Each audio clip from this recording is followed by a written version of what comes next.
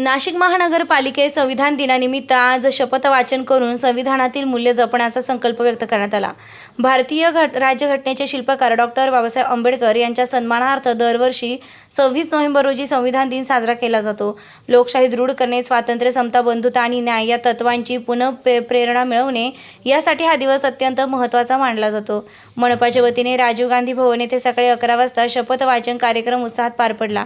कार्यक्रमास मनपाचे उपायुक्त अजित निकस, संगीता नांदुरकर, शिक्षण अधिकारी डॉक्टर मीता चौधरी उपस्थित होते।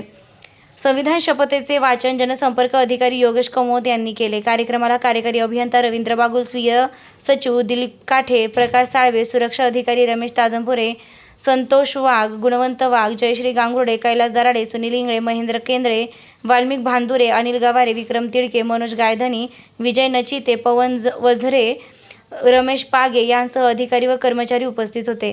कार्यक्रमाच्या शेवटी सर्व अधिकारी कर्मचाऱ्यांनी भारतीय संविधानाची शपथ घेत संविधानिक मूल्ये जपण्याचा आणि लोकशाही बळकट करण्याचा संकल्प व्यक्त केला।